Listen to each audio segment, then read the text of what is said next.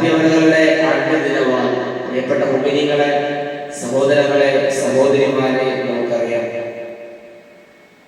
ഹബീബായ റസൂലുള്ളാഹി സ്വല്ലല്ലാഹു അലൈഹി വസല്ലമ തങ്ങളുടെ എല്ലാമായിരുന്ന ഫാത്തിമ ബീവി റളിയല്ലാഹു തആല അൻഹയുടെ ചരിത്രം നമുക്കെല്ലാവർക്കും അറിയാവുന്നതാണ്. വളരെ സുവർണ ലിപികളാൽ ചരിത്രത്തിന്റെ താളുകളിൽ എഴുതി ചേർക്കപ്പെട്ട ഒരു ചരിത്രമാണ്.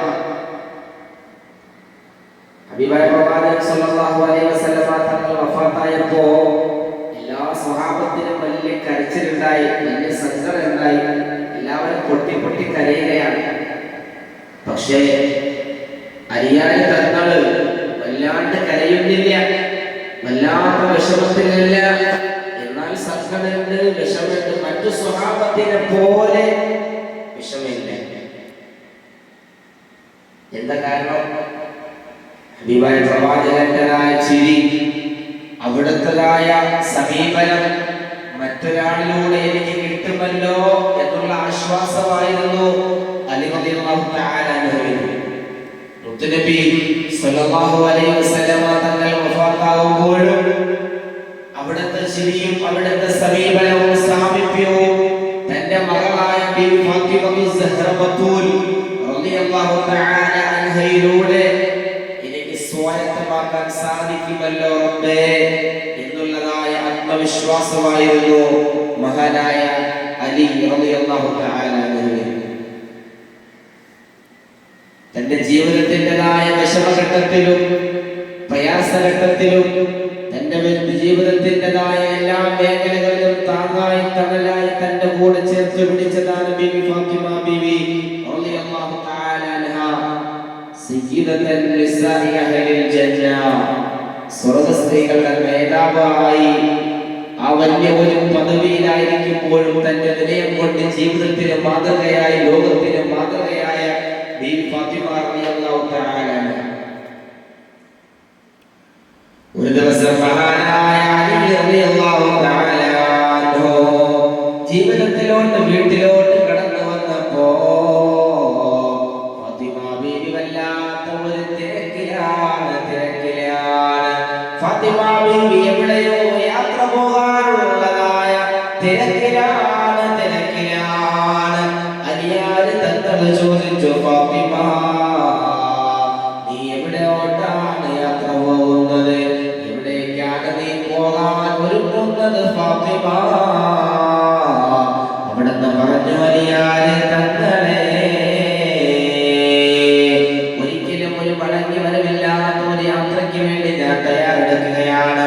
അതുകൊണ്ടാണ് ഹസൻ ഹുസൈൻ റളിയല്ലാഹു തആല അൻഹുമാ അവരിരുവരെയും നേരത്തെ ഭക്ഷണം കൊടുത്ത് നല്ല വസ്ത്രമെല്ലാം ഇട്ട് കൊടുക്കുന്നതെന്ന് ബീവി ഫാത്തിമ زوجة علي المرتضى يا فاطمة الزهراء أم الحسن والحسين يا فاطمة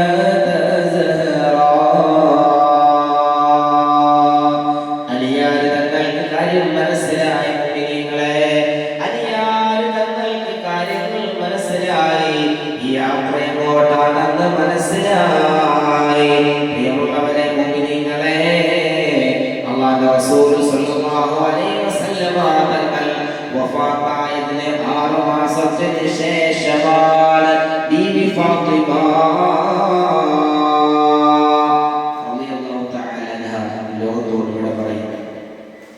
ഒരുപാട് ലോകത്തിനെ സമ്മാനിച്ചുകൊണ്ടാണ് ആ 24 വർഷത്തെ ജീവിതം കൊണ്ട് ലോകത്ത് മഹിളാരംഗങ്ങൾക്ക് ഒരുപാട് സംഭാവനകൾ, നന്മയുടെ സൽബന്ധാവിലൂടെ കടന്നു പോകാനുള്ള വാതിലുകൾ തുറന്നു കൊടുത്തിട്ടാണ് ഫാത്തിമ ബീവി റളിയല്ലാഹു തആല അൻഹ യാത്രയായത്. അല്ലാഹു അവരുടെ പൊരുത്തവും നമുക്ക് നൽകുമാറാകട്ടെ. ലോകത്ത് എത്രയോ മുഅ്മിനീങ്ങൾ, മുസ്ലിം നാമധാരികൾ, മുസ്ലിം പേരുള്ളവർ കഴിഞ്ഞാടുമ്പോ ഇസ്ലാമിൻ്റെതായ വിധികൽപ്പനകളെ പുറം കടലിലോട്ട് വലിച്ചെറിഞ്ഞിട്ട് ജീവിക്കുമ്പോ ഫാത്തിമ ബീവിയിലൂടെ പഠിക്കാനുള്ളത് തന്റെ സുഖസിദ്ധമായ ശൈലി ശൈലിയിലൂടെ, നന്മയാർന്ന ശൈലിയിലൂടെ, ജീവിത ശൈലിയിലൂടെ ലോകത്തെ എല്ലാം ഉണ്ടായിട്ടും, അധികാരമുണ്ടായി, സമ്പത്തുണ്ടായി, എല്ലാവിധ സൗകര്യങ്ങളും ഉണ്ടായിട്ടും ഫാത്തിമ ബീവി തിരഞ്ഞെടുത്തത് വളരെ വിനയമാർന്ന ജീവിതമായിരുന്നില്ലേ? വളരെ സുന്ദരമായ ജീവിതമായിരുന്നില്ലേ? നമ്മുടെ സഹോദരിമാർക്ക് അല്ലാഹു അത് പിൻപറ്റുവാനുള്ള ഉയർന്ന തൗഫീഖ് അല്ലാഹു നസീബാക്കുമാറാകട്ടെ. മഹദിയവരുടെ ഫാത്തിഹ ഓതുക, അവർക്ക് വേണ്ടി ദുആ ചെയ്യുക എന്നുള്ളത് നമ്മുടെ മേൽ അത്യാവശ്യമായ കാര്യമാണ്, നമ്മുടെ മേൽ നിർബന്ധമായ കാര്യമാണ്. എപ്പോഴും ജീവിതത്തിൽ ചേർത്ത് പിടിക്കേണ്ടുന്നതായ, ജീവിതത്തിൻ്റെതായ ഓട്ടങ്ങൾക്കിടയിലും, ജീവിതത്തിൻ്റെതായ തിരക്കുകൾക്കിടയിലും ഇതുപോലുള്ളതായ മഹാന്മാരെ ചേർത്ത് പിടിക്കേണ്ടത് നമ്മുടെ മേൽ അത്യാവശ്യമായ കാര്യമാണ്. അല്ലാഹു സുബ്ഹാനഹു വ തആല മുത്തുനബിയുടെ കരളിന്റെ കഷ്ടമാണെന്നുള്ളതായ പേര് സിദ്ധിച്ചതായ ഹബീബായ പ്രവാചകന്റെതായ കരളിന്റെ ഒരു ഭാഗമാണെന്നുള്ളതായ ആ ഒരു ഗുണം കിട്ടിയതായ ഫാത്തിമ ബീവി റളിയല്ലാഹു തആല അൻഹയുടെ പൊരുത്തവും അല്ലാഹു നമുക്ക് നൽകുമാറാകട്ടെ.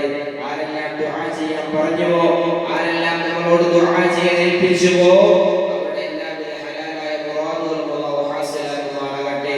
കടങ്ങളെ തൊട്ട്, ബുദ്ധിമുട്ടുകളെ തൊട്ട്, അസുഖങ്ങളെ തൊട്ട്, പ്രയാസങ്ങളെ തൊട്ട് അല്ലാഹു പരിശുദ്ധമായ റമളാനിന്റെ നോമ്പിന്റെ ബർക്കത്ത് കൊണ്ട് അല്ലാഹു നമുക്ക് കാവൽ നൽകുമാറാകട്ടെ. برحمتك يا ارحم الراحمين. واخر دعوانا ان الحمد لله رب العالمين. السلام عليكم ورحمه الله